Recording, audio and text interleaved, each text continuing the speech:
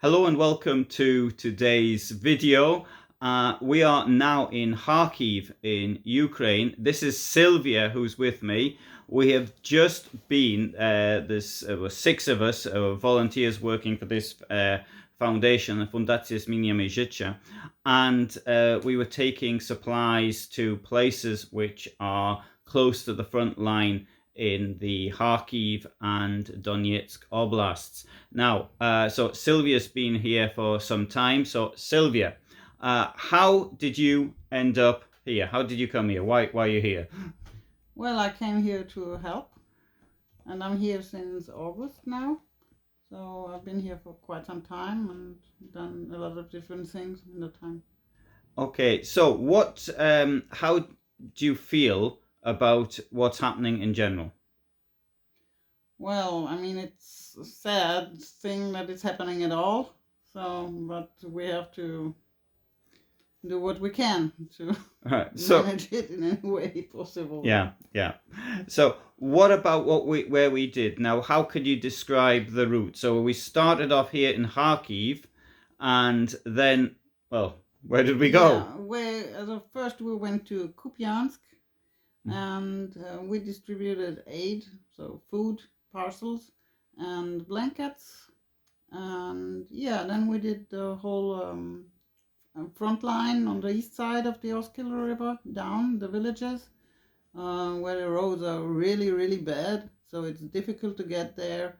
And it's even if it's not a lot of kilometers that you cover, since you can only go like 15 kilometers, 20 kilometers an hour. And if you're really, really good, you get a little bit of 30 kilometers an hour. So it takes forever to make any distance at all. Yeah. In fact, there wasn't really much of the 30 kilometers an hour at all. Yeah, it's an exception. Yeah. And so one thing I would have to say as well, that whereas I run a website or a YouTube site on motorhomes and off-road things, we had two people with us who were extremely good drivers, and we didn't. There's no way I could have driven in some of the places that we went through, where it was really very, very difficult terrain. If you look at a map, you would never actually think it, but it was extremely difficult. Anyway, by the time I stop uploading the videos to show this, then you'll get an impression of what it was like.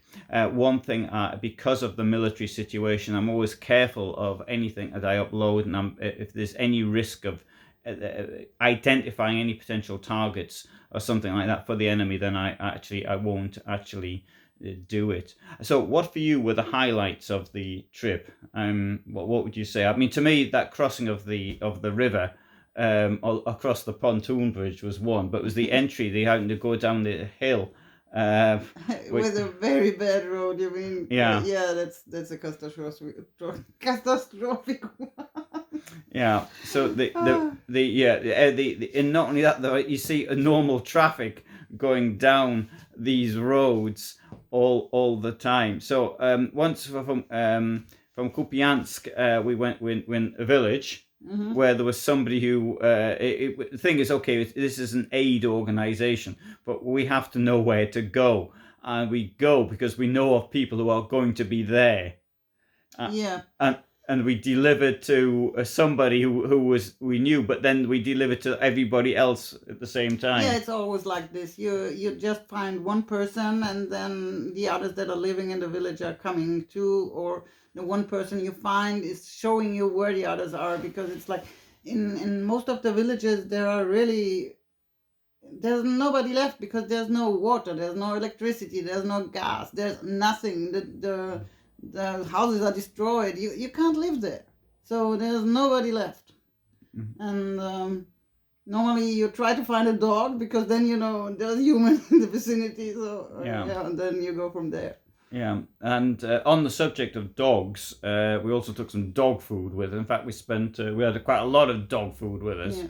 And there were dogs running around all over the place here in Ukraine. I mean, not just obviously in sort of the frontline areas, you get even more, but even in the west, as soon as you cross the Polish border, you've got dogs running around all over the place. What about we saw some live firing?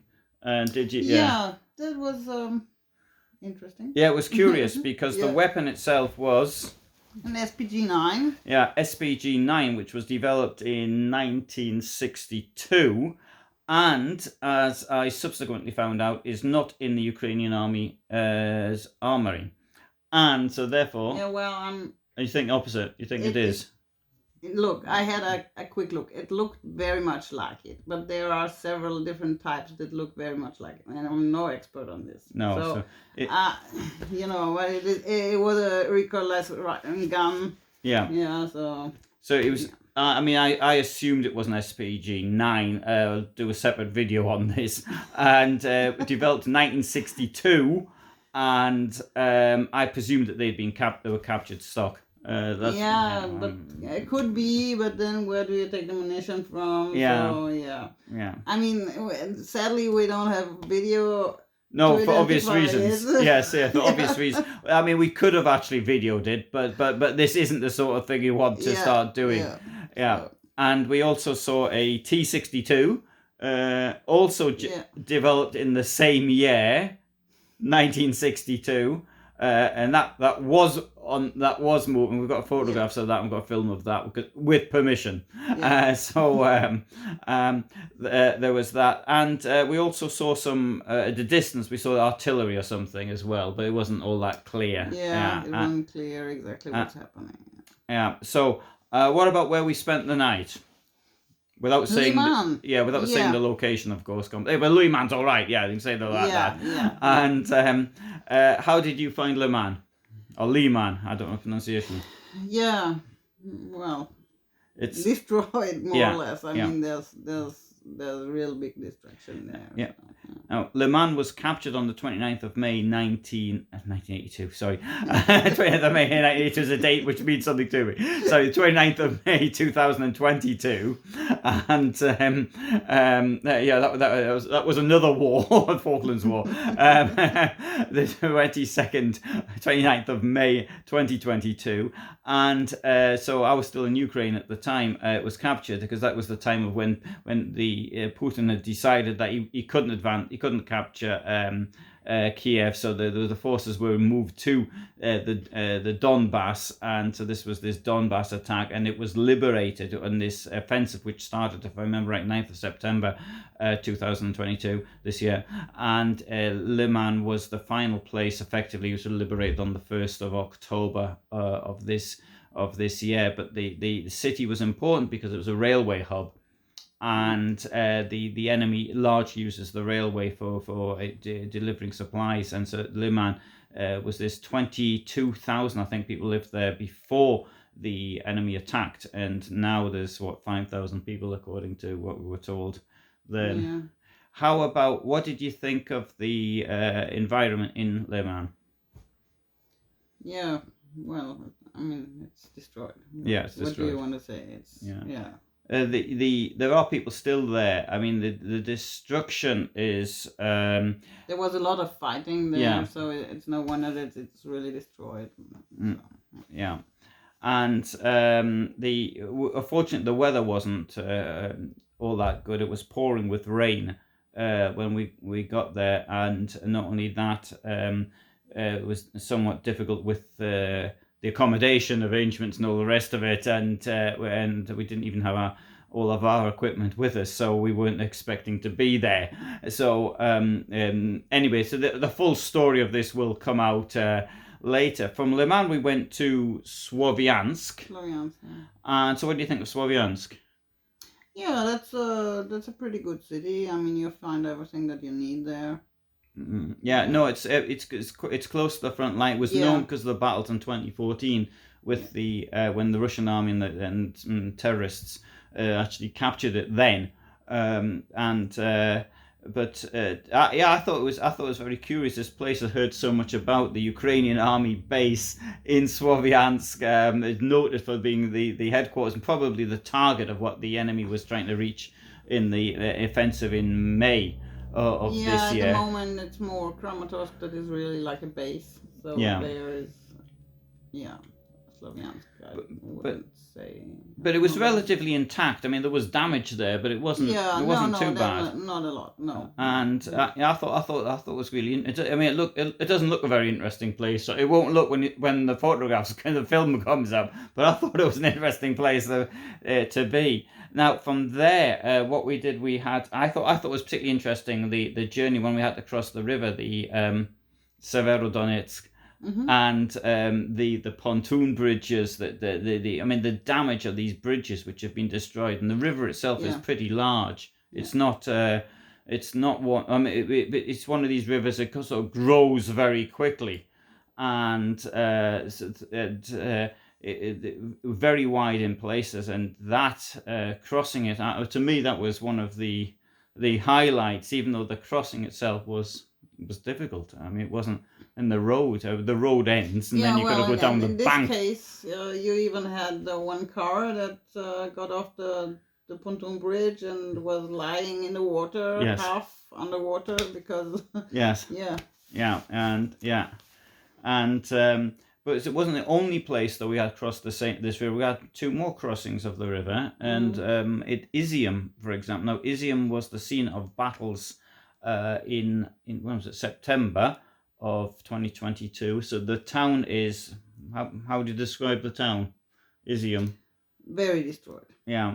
That, In yeah. places it's horrendous to see the destruction that's there, and but the strange thing is there's other parts of the town which are intact. And yeah, it was occupied, so they had the fighting in the spring, and then the occupation, and now they're fighting for the liberation. So yeah, Yeah. And so that, I mean, there we had difficulties because of the bridges were down, so we had to choose the right pontoon bridge. Actually, returning to the previous day as well, though, there was the some of the place there was a town which was almost abandoned. I can't remember the name of it now. With oh, I've got the photograph standing in front of the sign, but with the aircraft. I Uh, know what you mean. Yeah, I don't remember the but name. it's really. Something Novo, I don't know. Yeah.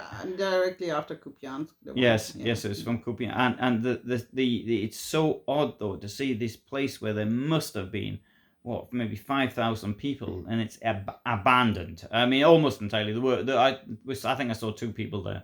Yeah, but I did deliveries there already. So, and we last time we brought like food for 150 people, and on another place there's the World Central Kitchen who does the food things. So there are people there, even though it seems like there's nobody left. But yeah, there are people there.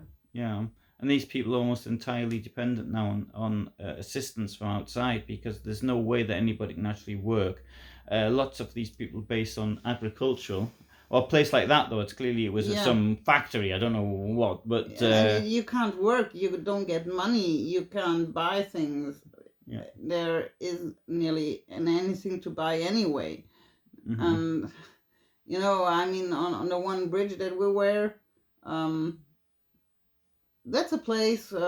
When you come from Kupiansk down, there's this bridge that it's a little bit exposed and higher than the rest. That's a place where the people go to get reception with the telephone, because everywhere else you don't have. Yeah. So you have no communication, and that's like something that nobody can really imagine today, how that feels. Yes, yeah. It was from that really is odd. Because we ourselves we were looking for getting internet connections, if only to find out the right the road, the best way to actually go. The motorway, not a motorway, it's a dual carriageway, but the dual carriageway is okay in places really good, but where you cross the places where the front line was, then you go into areas where villages are just destroyed. Totally destroyed. There's nobody there. There's nothing left. And you've got the strange things in the road where the straight lines, and I sort of felt that might have been areas which had been mined and then demined. But you've got these holes which sort of look like manhole things. So